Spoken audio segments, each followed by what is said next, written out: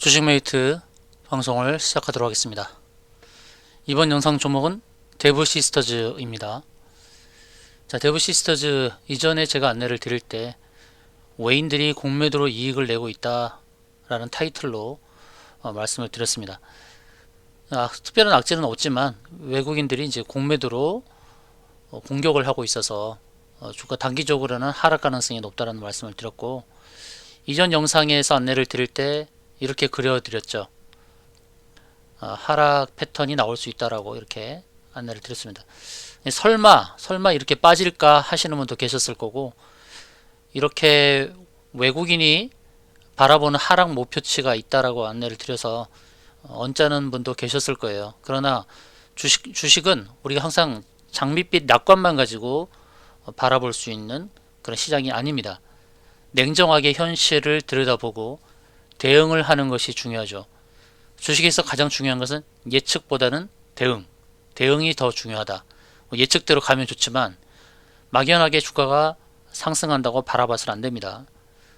기술적으로 그려가는 그림이 있기 때문이고, 또 이 시장 참여에는 개인만 있는 게 아니라 외국인과 기관도 있기 때문에 그들의 움직임을 잘 살펴보고 대응을 해야 됩니다. 자, 이런 그림을 그려드린 이후에 주가가 역시 그 자리에 오는 듯한 그런 모습을 보여주고 있는데, 현재의 그림은 그 하락의 패턴을 이제 곧 마무리하는 그런 흐름으로 봐야겠죠. 자, 5분 브레이크는 누적 매출이 2천억이나 되었고요. 12년이나 된 거죠. 5분 브레이크가 오픈된 이후로. 그리고 미국에서 이제 글로벌 시장에 미치는 영향이 큰데, 미국 매출 성과가 중요하다라고 봐야 될 것 같고요. 자, 중국 판호 발급이 이제 중요한 이슈입니다. 이제 퍼블리쉬와 계약 맺고 기다리는 중인데, 중국 판호 발급 시는 또 급등이 나올 수 있을 것입니다. 한우물만 판 것이 주요했다라고 안내를 드렸죠. 컴투스의 서머너즈 워처럼 장기 흥행 가능성이 있습니다. 내년 세계 신작 역시 상승 모멘텀으로 작용 전망을 합니다. 이제 무슨 기대감도 있고요. 자, 일봉에서는 하락 파동 A, B, C의 형태로 전개되었다라고 안내를 드렸죠. 그런데 조금 더 하락하는 것이 파동의 완성으로는 더 좋다라고 안내를 드렸습니다. 121선까지 하락 가능성이 또 있다고 이전 영상에서 안내를 드렸어요. 자, 현재 모습은 61선을 살짝 하회하고 61선을 지키는 듯한 모습인데, 자, 추가 매수를 이제 저울질을 해야 될 타이밍이 왔어요. 저는 121선을 기준으로 보고 있습니다. 이 정도 자리까지 와준다면 좋은 추가 매수 기회가 될 것이고, 혹시 121선을 안 오고 되돌릴 수가 있습니다. 되돌릴 수가 있는데, 그것을 확인하는 것은 이 매물대 위로 안착됐을 때입니다. 매물대에 안착됐을 때 확인 매수를 하는 것이죠. 1차적으로는 추가 매수 타이밍은 이 안에 들어왔을 때, 2차는 1차를 놓쳤다, 그래서 반등이 나오면 매물대 위에 자리 잡을 때, 이렇게 확인 매수를 거쳐가는 것이 중요하다라는 말씀을 드리겠습니다. 자, 이제 외인 공매도가 마무리되는 관점으로 봐야 되겠죠. 계속해서 이제 공매도가 2%에서 4% 진행되고 있다가 이제는 0% 안으로 들어왔습니다. 공매도가 서서히 이제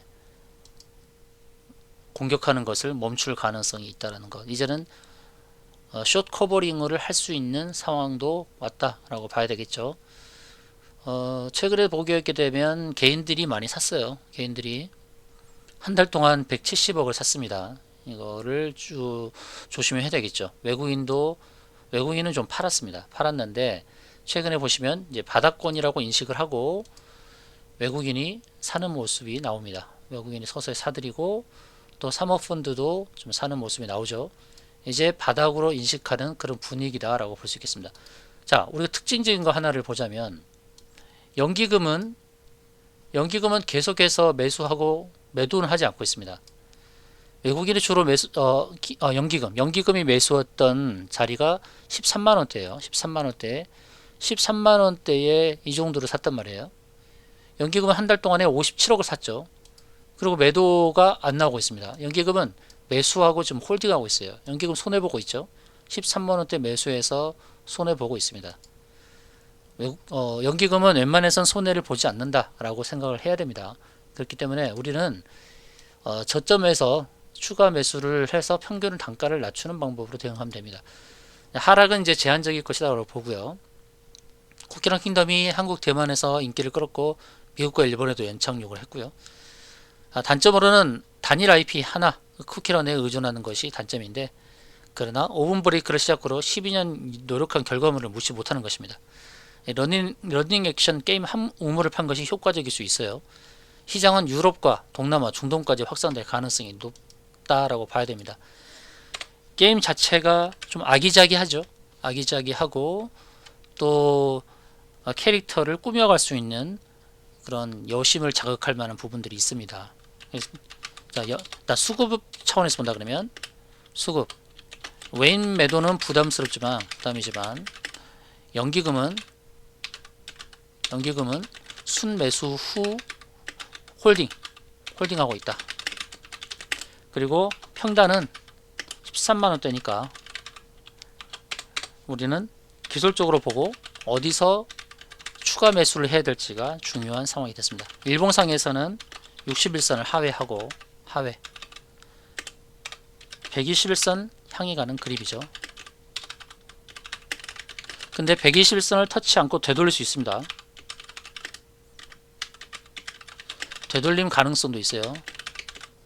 그러면 우리는 여기서 이제 춤의 타이밍을 저울질해야 돼요. 주봉과 월봉을 보게 되면 주봉에서는 이제 20주선 다가왔죠. 20주선이 10만 7천원 부근이고, 월봉에서는 월봉 5월선이 11만원이에요. 11만. 그러니까 11만원 저점을 닿았다고 볼 수 있습니다. 월봉에서는 5월선에 닿았어요. 그러니까 이것을 또 지지로 간주할 수 있습니다. 주봉에서는 20주선을 터치하지 않고 20주선을 앞두고 있고, 월봉에서는 이미 5월선을 터치했습니다.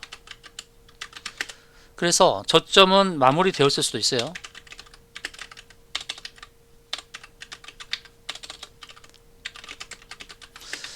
그러므로 우리는 이제 추매를 잘해서 평단을 낮추는 것이, 추매를 통해서 평단을 낮추는 것이 효과적인 대응 방법이 될 것입니다. 대부 시스터즈는 내년 시장까지 봐야 됩니다. 올해만 볼 것이 아니라 매출이 올해 엄청나게 뛰고 있고, 또 미국과 유럽의 진출까지 감안했을 때 내년에 영업이익을 1100억으로 보고 있죠. 1100억에서부터 1500억 사이의 영업이익이 향후 3년간 유지될 것을 전망을 하고 있습니다. 그만큼 시장의 확장성을 기대하고 있기 때문에 우리는 저점 매수를 어디서 잘 해야 되느냐. 이제 하락은 어느 정도 마무리되었어요. 그래서 이 61과 121선 사이에서 매수하는 것은 의미가 있습니다. 여러분, 1차 매수는 바로 이 자리에서 해야 되고, 또 2차 매수도 121선을 왔을 때 해도 괜찮은 방법인데, 여러분, 추가 매수를 통해서 평단을 낮추는 것이 효과적인 대응 방법입니다. 그러면 어디서 추매하는 게 좋을까? 가능한 저점에서 저점 공략이 좋죠. 저점은 공략해서 평균 단가를 많이 낮추는 것이 좋을 것입니다. 이런 방법, 추매를 통해서 평단을 낮춰서 고점 매도하는 전략까지 이렇게 안내받기 원하시는 분들은 대부 문자 주시기 바랍니다. 여러분, 혼자서 주식한다 생각하지 마시고 이렇게 도움을 받아서 수익으로 전환하는 데까지 안내를 받으시기 바랍니다. 부담없이 대부 문자 주시면 되겠습니다.